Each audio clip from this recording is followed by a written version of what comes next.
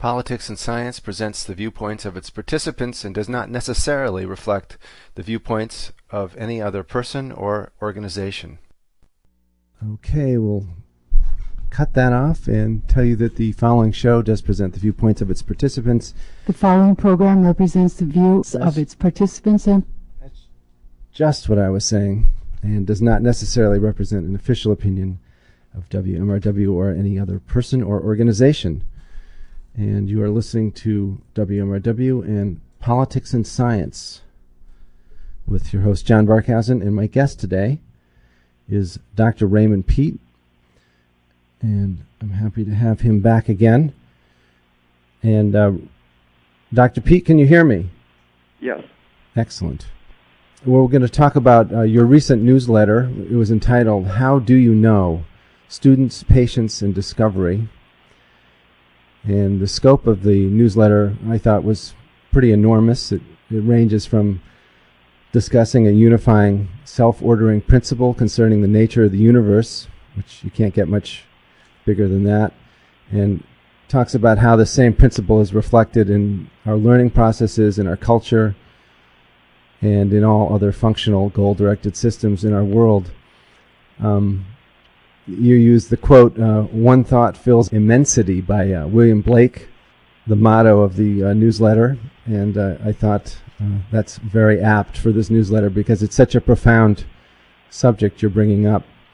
I thought just as a way to bring people into this, it would be useful if you could tell us some of your personal experience as a student and then as a teacher, and how this has formed your outlook toward the world. My parents had quite a few interesting books. They had got some from their parents, 19th century books, like I think it was a second or third edition of Darwin's Descent of Man. And they had a little collection of the little blue books that were published, I think, in Kansas. Mm-hmm. And they were the classics in 5 and 10 cent versions, and so there really was quite a variety of reading material when I was a little kid. And in encyclopedias, the older Encyclopedia Britannica and others were pretty objective at that time on issues like Darwin versus Lamarck, and gave the research done in the 20s, early part of the 20th century in different countries, that gave me an orientation that I began preferring the non-genetic version of the adaptation of individuals to the environment. And so by the late 1940s, when the genetics doctrine was being imposed politically very powerfully through the U.S., that made me start seeing the political significance of science in general, and especially biology.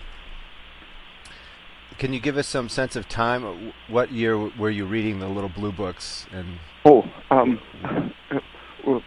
right after I learned to read alley-oop and such, went right to the little blue books, probably 1940. Okay. And then all through the 40s,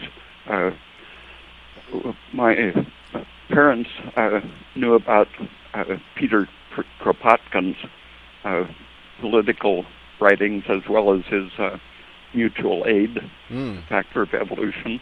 And so that was my first political book, was really Kropotkin's biological work on evolution. And from that, he drew his anarchist political ideas. And that fit in with the other stuff I had been reading on the true Darwin, not the pseudo-Darwinism that was promoted after the 1940s. Mm-hmm. Neo-Darwinism really was pretty much anti-Darwin, and in Darwin's introduction to The Descent of Man, he pointed out that his ideas were being distorted, and that he didn't say that the struggle for survival and natural selection was the basic power of evolution. He named several other more Lamarckian factors in evolution. That's more in line with what Kropotkin was saying.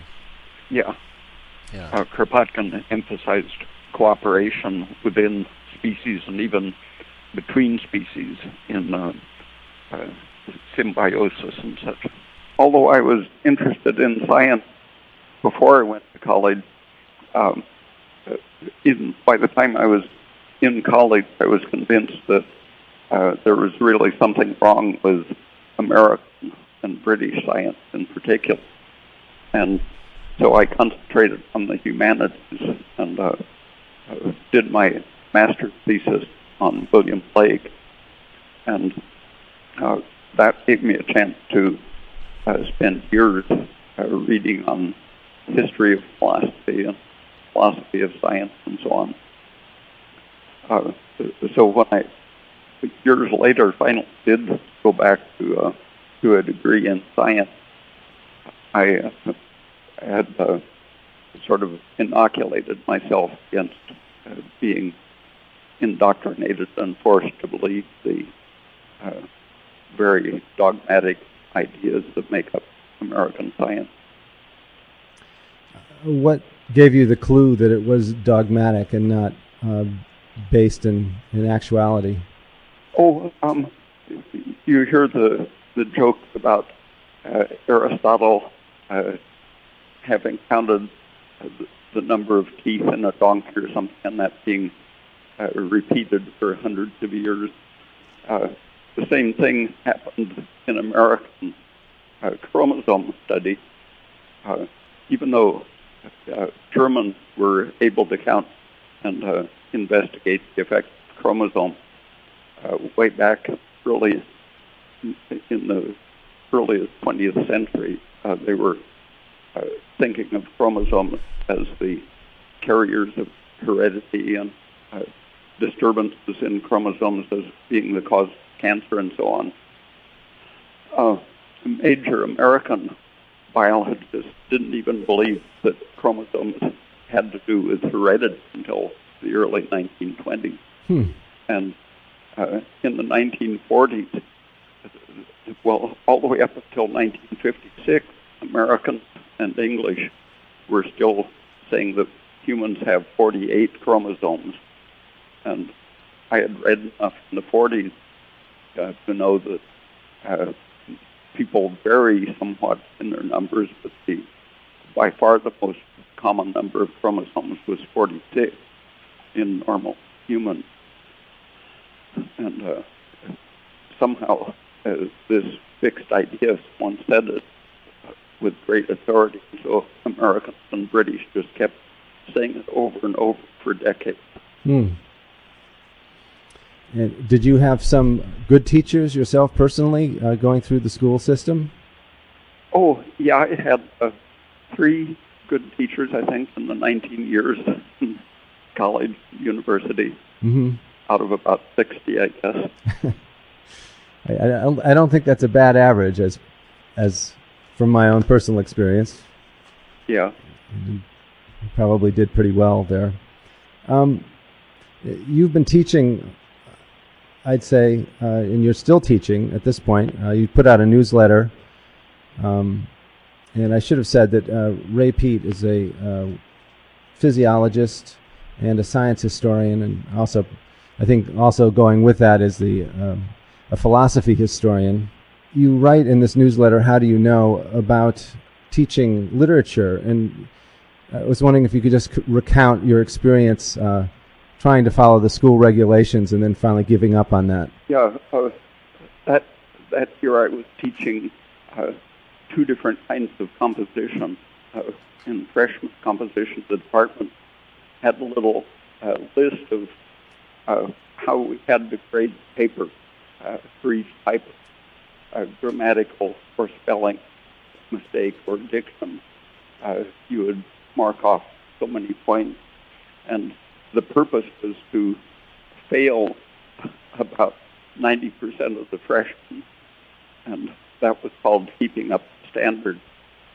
And I saw that after doing that for a few weeks, that the students were writing worse and worse because they saw that they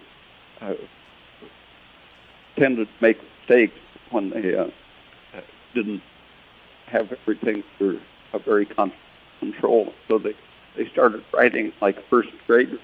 And I had to read several dozen of their papers, and to save myself the suffering of reading first grade papers, I told us that I would from then on ignore the spelling, punctuation, and the things on that list, but I would grade them entirely on their ability to communicate something of interest to me. And within just a couple of weeks, everyone was writing much better. And I had my office partner who was teaching similar classes following the same rules. I had to read some of the before and after papers and grade them. And he found that when I wasn't grading for errors, the students were writing better according to his and the department standards. So that they were supposedly keeping up standards while actually degrading the work output of the students. Yeah, that sounds like a dysfunctional system, and I'm glad you were able to find a solution to that. Ray, we just got an email, and I think it's true, that's saying that your voice is being clipped all the time. So I think we should probably hang up, and I'll try to reconnect with you and get a better connection. Okay. So I'll call you right back in about a minute. Okay. Okay, sorry about that. So we are going to go to a song for just a second, and I'm going to call Ray back.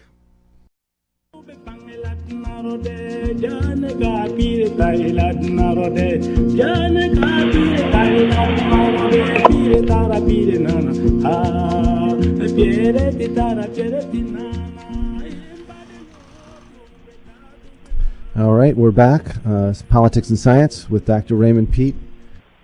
We were talking about your teaching experience and how you actually let the students write about things that were important to them, and suddenly their performance improved even on the grammatical criteria that the college was so worried about. Is that right?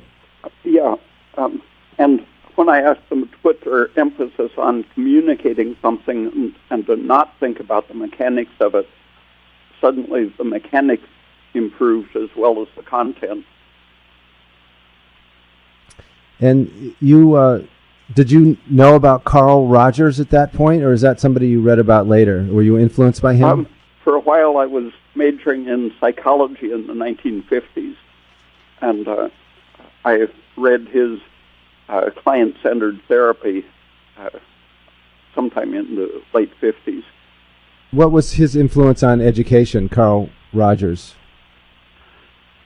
He went from his work showing that it's the coherent personality of the therapist that makes a difference in therapy situations, and not any psychiatric technique that they might apply. It's simply the validity of their communication with the client.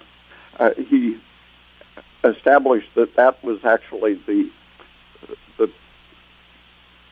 thing that made psychological therapy work, and then he extended that and began popularizing the idea of student-centered education. So that it was actually the psychiatrist or a therapist allowing the person to self-direct their own recovery, emotional recovery, that was working? Yeah, it was the process of listening deeply that the patient, in effect, began hearing what they were saying themselves by having someone understand what they were saying.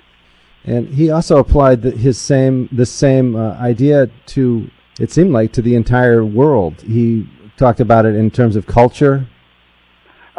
Yeah, he published a book on the philosophy of science with a co-author whose name I forget. Oh. But it's probably a good introduction to Carl Rogers' work to start at the philosophy of science. But at the end of his book, Client-Centered Therapy, there's a philosophical section that makes very explicit the philosophy behind the method. And how was he received? Oh, even other psychiatrists, since he showed empirically that people recovered in proportion to the coherence of the therapist's personality and manner of communication, and that it had nothing to do with whether they were a Freudian or a behaviorist or whatever. And so all of the doctrinaire psychologists said that isn't possible because they really believe in their theories of therapy, and especially the medical psychiatrists just totally said he isn't even a psychologist, and much less a psychiatrist. The medical people were the most rejecting of his approach. Considering what he was saying, that's not too surprising, because it sounds like it was threatening to them. Yeah, and professors in general didn't like that approach, because the point of being a professor is to demonstrate that you know it all.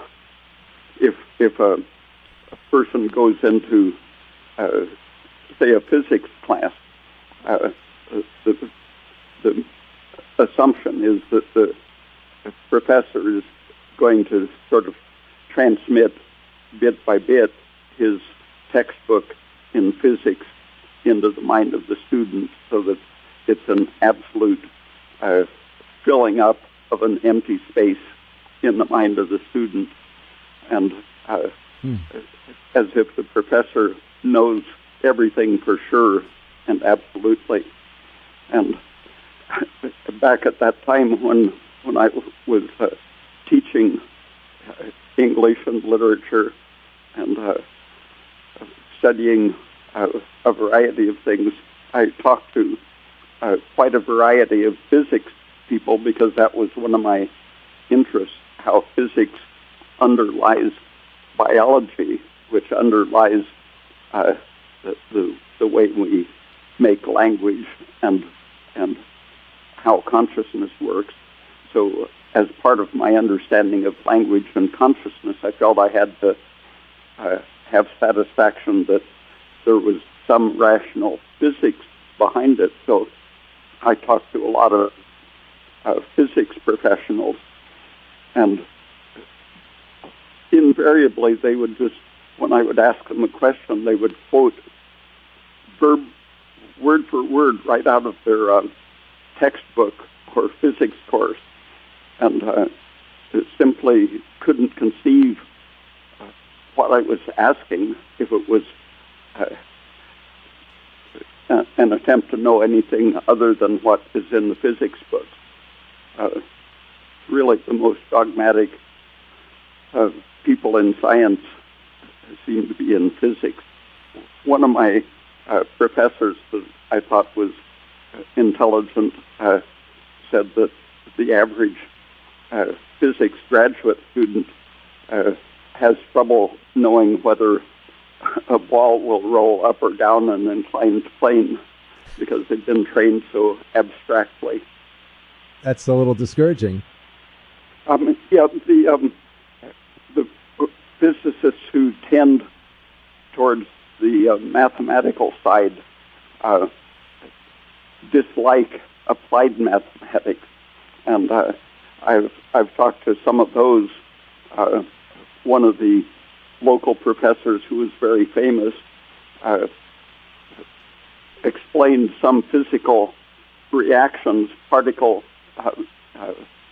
nuclear particle interactions, as being explainable by a particle coming from the future and meeting the nucleus at the moment that the nucleus emits a particle. Just a most fundamentally confused person who thought time could run both ways at the same time. Well, it's perhaps the influence of quantum physics on the scientific culture. Yeah, it's the abstract way everything is taught. Even getting someone to look at the history of where the idea of quantum thinking came from, as a historical and cultural thing, there have been a couple books treating the German physics community at that time and showing how important idealistic philosophy was in their cultural context.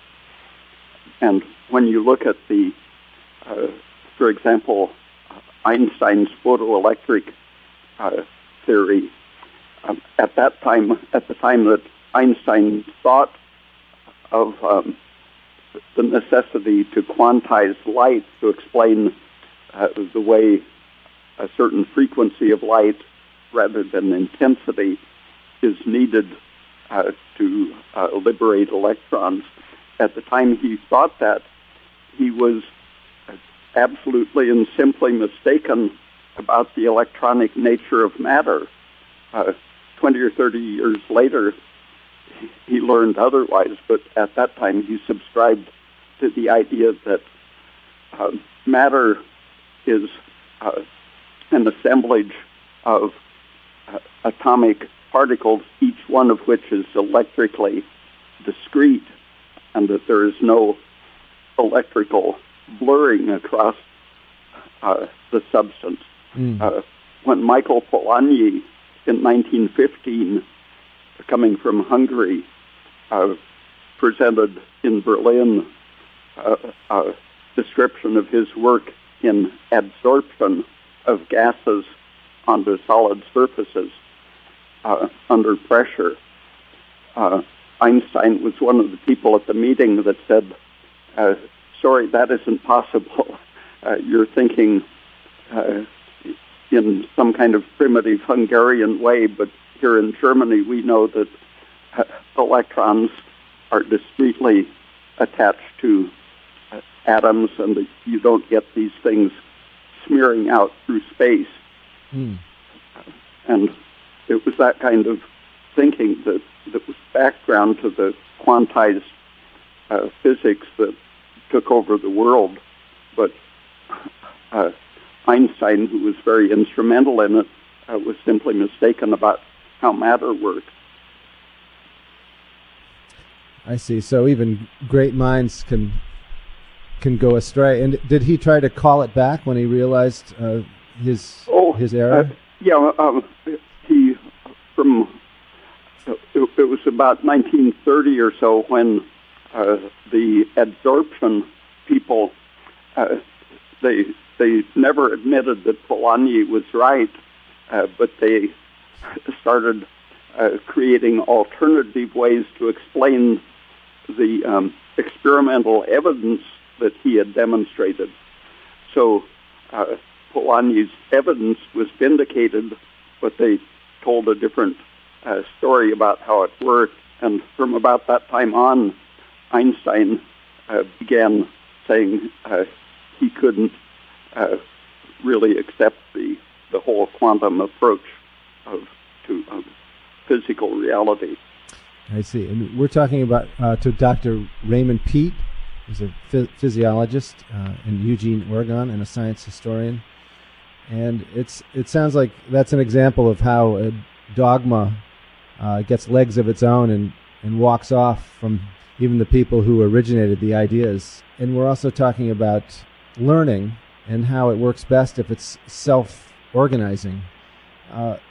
And Carl Rogers was postulating that that's an essential trait of everything in nature, that things tend to be self-organizing and they tend to try to live up to their fullest potential. Well, it's in the biological idea of what a cell and an organism is, where you see the greatest, the clearest demonstration of that principle in sociology and therapy and so on. People think those aren't really very scientific anyway, and in physics, the dogma is so strong that there's no possibility really to talk sensibly to the believers. But in biology, there has been such a huge amount of data accumulated showing that things are open and flexible, and that the trying to explain them in terms of these quantized eternal parts just doesn't work. But that's where molecular biology and the dominant theory of genetics came from, a belief in an otherworldly nature of the gene, that what they were doing was agreeing with the theological rejection of evolution. And Mendel was a monk who gained his own professional standing by seeming to have disproved evolution, by showing that traits are eternal, even though the organisms seem to change. He showed that they're only changing their appearance, but their essential nature is timeless.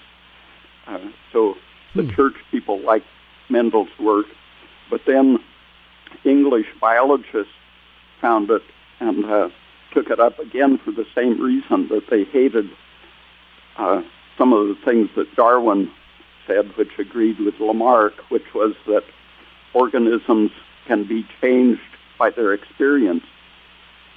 And that has racial overtones. If you say that working class people can radically change their nature and become philosophers, that messes with the whole authoritarian social system. And so the English ruling class biologists loved the Mendelian approach, because it said Darwin and Lamarck were both profoundly mistaken about how evolution works. That's fascinating. So really, genetics just grew out of a way. The scientists found a way to appease the church, who didn't like the idea of evolution, but genes represented something eternal that God could create. One of the things in the 50s that made me think American biology was ridiculous was that they believed that genes would specify everything, including the way we thought and the way each synapse, every nerve cell, was supposed to be genetically determined as to location and the way it synapsed with other nerves. And someone calculated how impossible, when they realized how many brain cells there were, people started rethinking that and said it wouldn't be possible to have enough genes in a cell to specify how it works. And as the genetics people learned more about DNA, it turned out that the great bulk of the DNA isn't there for genetic purposes. The genes that make up a person or a yeast are a very small part of the DNA that's present. Our DNA isn't very different from that of a monkey or a yeast cell, but something is very different in our reality. So it sounds like there's not just a prejudice among educators and other therapists against the self-ordering idea, but that it goes across all the professional trades. I happen to be teaching a linguistics course in the 60s, and just about the time that Noam Chomsky was coming out against the Vietnam War, I had been pointing out how there was absolutely no evidence in Chomsky's type of linguistics. He totally ignored evidence. It was a absolutely idealistic doctrine saying that we have genes that specify the way we talk. And there's almost no difference in Chomsky's idealistic genetic idea of language and Konrad Lorenz's genetic explanation for all behavior, which Konrad Lorenz designed specifically for Hitler to justify racial extermination. And Chomsky wouldn't like that comparison, but in fact, they're both committed to ignoring the actual evidence and believing that genes explain everything. I'm not sure where Chomsky's motive came from, but Lorenz's was obviously to say that society is constituted the way it should be, except for the mongrels with the bad genetic traits, such as liking jazz music and things that were culturally unpopular and should be exterminated. Yeah, I must admit I'm a little confused because I hear the dogmatists saying that everything's laid out and determined by genes, and yet they also, which seems like something that's completely set in stone, and yet they're also proposing things like chaos theory. Yeah, that was the idea of randomness goes way back into the 19th century. It was sort of a compromise. They said that if anything changes, it changes only randomly. And so when Muller started showing that he could mutate fruit flies with X-rays, the change was seen to deteriorate. Almost always any mutation made the animals defective. And that was because change is random.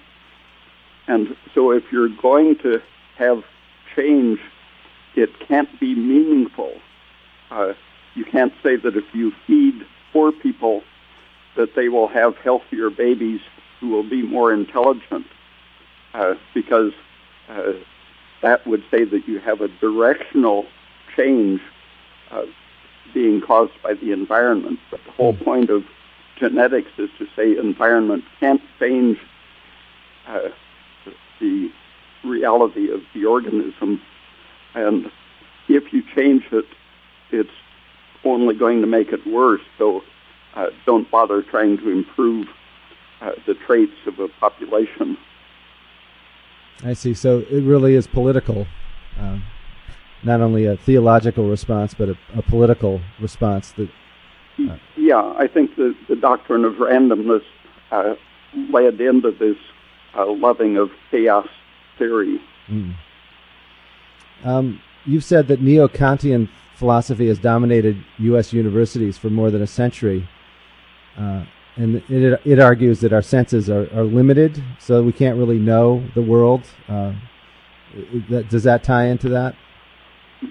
Yeah, our senses are determined by our genes, and even for the Chomsky point of view, and a lot of the biologists, even our thoughts and behaviors are determined by our genes.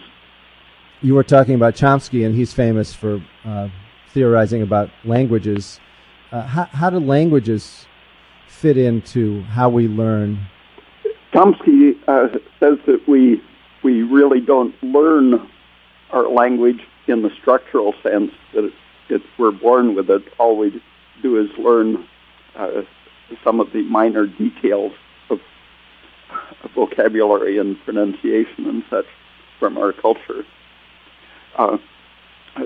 The neo-Kantians at the extreme say that our perceptions are shaped by our genes, and many of them revive the Leibnizian idea of monads, that all of our knowledge and experience is in our genes, and so we aren't really experiencing anything. And George Wald, who was a famous professor who investigated vision, and he explained that color vision is based on a difference of frequencies rather than an absolute color.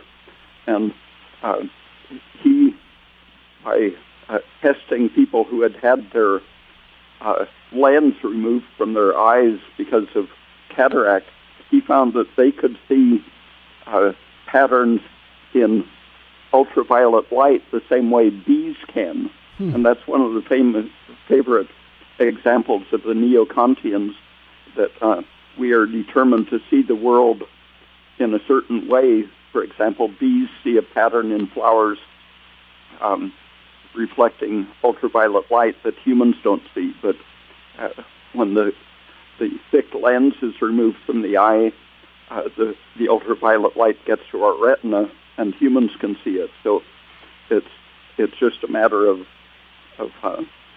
the intensity of stimulus and such that makes the difference between what a bee sees and what a human sees. And very similar things apply to the how we think about the senses.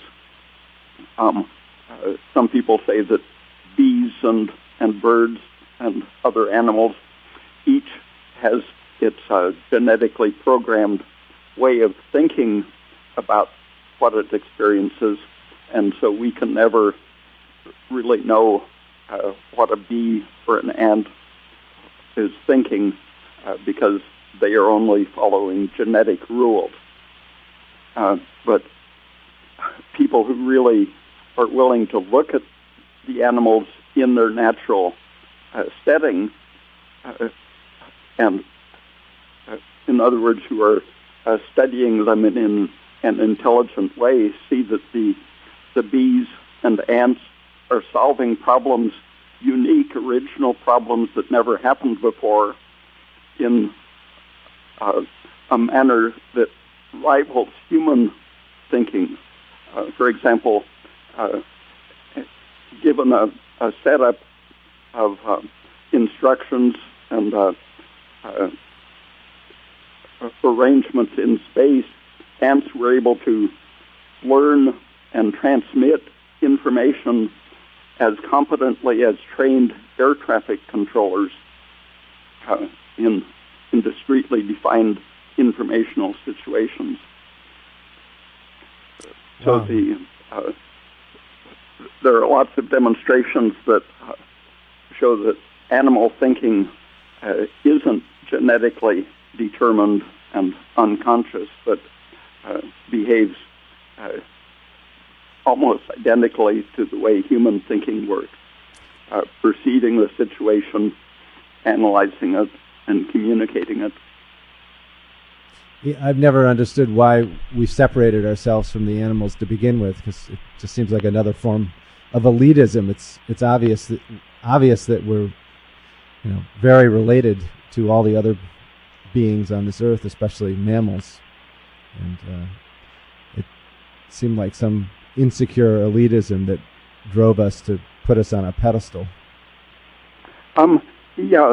There. Just a few decades ago, some of the most famous professors in the country were saying that there are subhumans and real humans, and that working class people are genetically inferior, and that with an improved society, there won't be any exceptions to the stratification, so that working class people will all go to the bottom genetically, and that the talented people will all rise to the top. That people will never change status once the society sorts things out, so that poor people will never try to get a college education. So it's kind of like the old European world attitude, where people kind of are relegated into their careers at a very young age by how they test in schools. Wasn't the bell curve co-authored by Einstein and Murray? Einstein was a famous Harvard professor who said that we needed a proper meritocracy where there wasn't the confusion of trying to educate working class people. Yeah, well, it sounds like the same system that you were teaching in, where they wanted to eliminate a certain number of the students from the student body by the time the course was done. So it's more of a filter than an education device. Ray, I was wondering if you could address some of the other aspects of the article you recently wrote, the newsletter, How Do You Know? Students, Patience, and Discovery. You talked about Alfred Korzybski, I believe, and also Paulo Freire, both pointing out the use of language and the use of abstractions in education, and how that's a help and a hindrance. Paulo Freire was a person who had an empirical view of reality, and that when people realized that they could define the words of their language, it caused them to start thinking rather than simply accepting what their betters wanted to impose on them. And so he asked people to choose a vocabulary that they wanted to investigate, and to define the terms themselves, and then to test their definitions, and a true empirical approach to reality.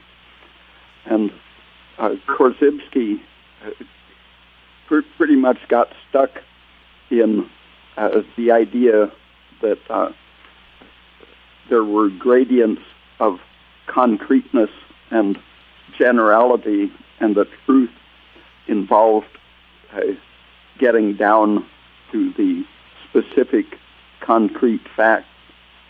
And he was basically an enemy of the idea that there could be a critical approach on the general level, and that general perceptions and concepts were ultimately just as valid as concrete naming of individual situations. He wanted the proper scientific language. He wanted it to have coefficients or diacritical marks indicating the particular individual and the particular time that you're referring to, and implying that generalities were always farther from reality. But if you realize that all of the facts are, whether you're talking about an atom here and now, an organism, or a process, we're talking about patterns of experience. And if a person doesn't look for a pattern on the scale of generality, naturally they're not going to find it. And it's the same thing as assuming that everything an ant does is stupid. People like the famous E.O. Wilson, I think his name is, who has written famous books on ants, basically believes ants are stupid, but it's simply because he investigated them in stupid ways that failed to look at their unique response to unique circumstances. And so if a person doesn't look for a general phenomenon, naturally they're not going to find it. But if you look with skill for general behavior, then you're going to see things that are maybe of the maximum importance. For example, when people are studying cancer, the genetic people don't look for field phenomena, and so they can't see them. But whenever someone looks for such a thing as a cancer field, they see that it's there. For example, the definitive cancer cells are surrounded by a field of precancerous cells, and it fades off into simply inflamed or stressed cells. And without seeing the field phenomenon in any process, you're going to get stuck with a reductionist jumble of the meaningless particles. And the government has some amazing giant computers that they stuff with the observations of what enzymes and genes and signal substances are doing, and think that they'll come up with something, but they're failing to simply look intelligently at the field behavior or the way the thing is functioning as a whole through time and space. And that's sort of the difference between the way von Bertalanffy looked at systems theory and the way P.K. Anokan derived his more cybernetic kind of approach to systems thinking. You said Anokan came up with the concept of feedback, something we all use today. Yeah, it became, in English, it became popularized by Norbert Wiener, but all of the concepts were developed about 15 years before that by P.K. Anokan, who was one of Pavlov's colleagues. Anokan saw that it was what was able to explain the development of an embryo meaningfully, instead of the embryo being guided blindly by genetic reactions. Each of the cells and systems was responding to the situation it found itself in at any moment and adjusting itself, changing its metabolism, and restructuring itself.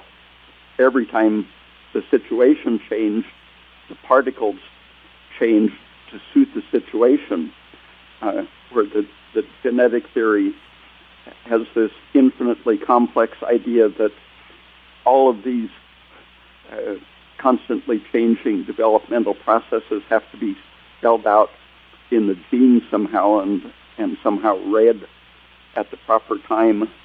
It just is impossible when you try to guide it like clockwork from the inside. But when it's a matter of responsiveness to the presently perceived situation, it'll explain how an embryo develops.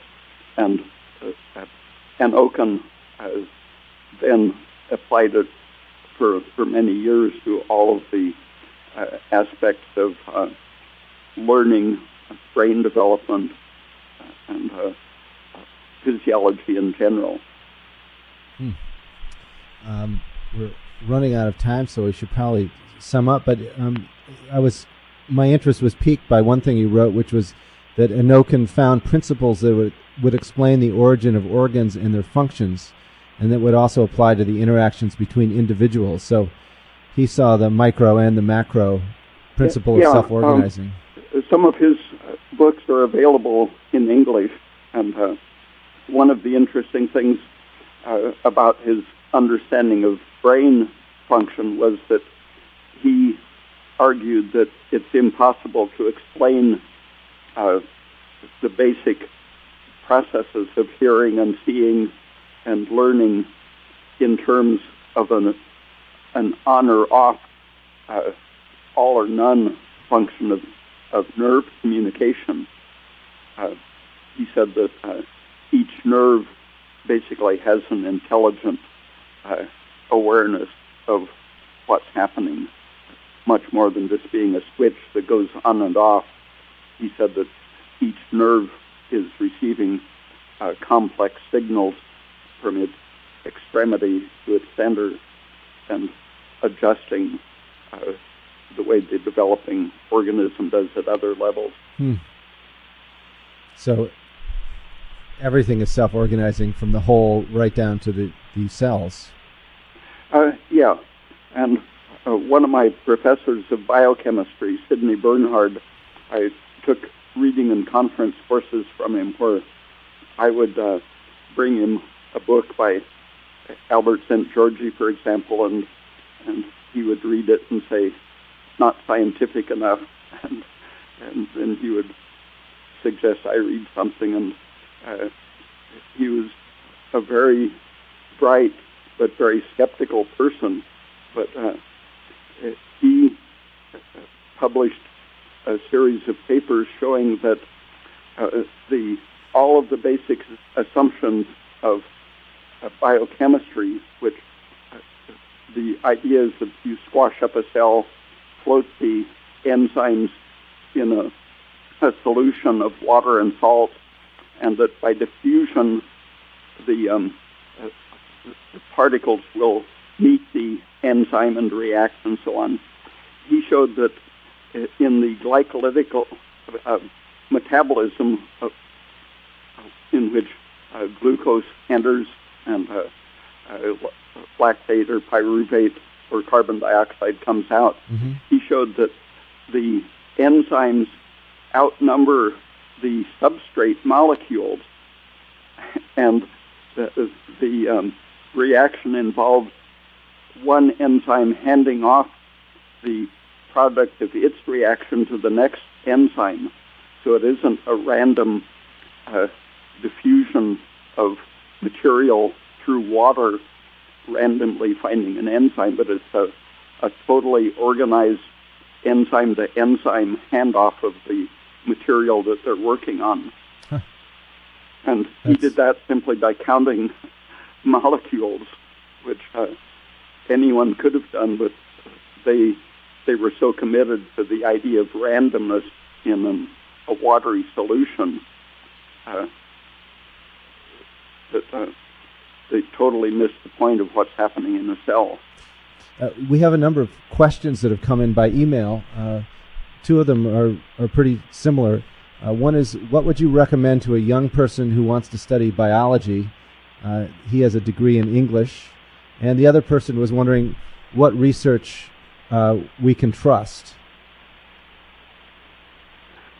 Oh, well, don't trust anything. Okay. Just read it carefully and think about what they're doing, and even think about who they are and what they're trying to do. For example, I recently saw a discussion of the anti-cancer drug called Ukraine, and some English researchers offered to give it an objective test, and the producer enthusiastically agreed. But then when he learned what they were going to do, he said, well, no, I want an independent evaluation. And they wrote articles in Lancet saying the producer was unwilling to submit it to an objective test. But when I looked at their 200 or so previous publications, they were absolutely aligned with the cell toxic chemotherapy industry, and they were going to test his substance in violation of the standard research procedures for the European Union.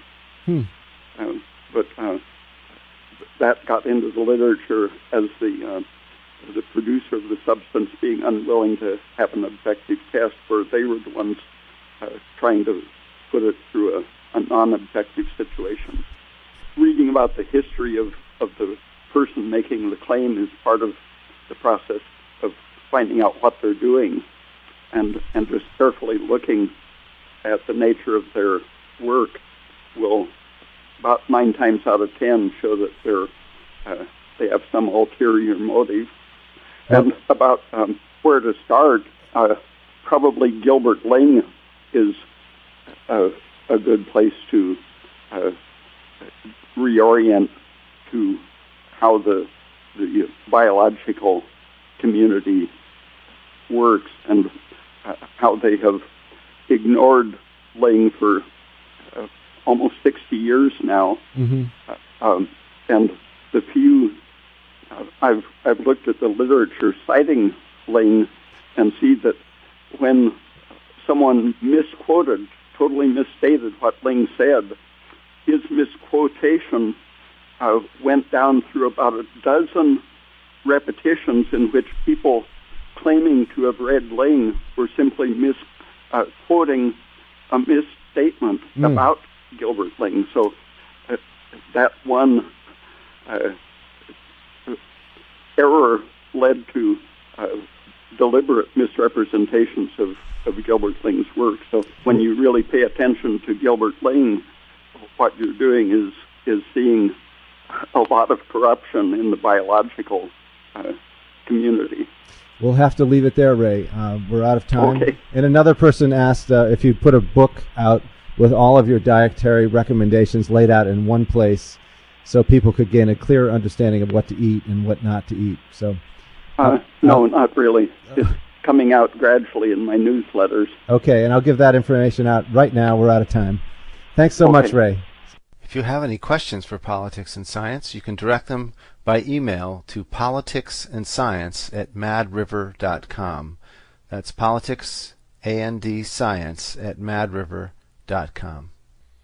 Archive shows can be found at radio4all.net. That's radio, the number 4, all.net. Politics and Science presents the viewpoints of its participants and does not necessarily reflect the viewpoints of any other person or organization.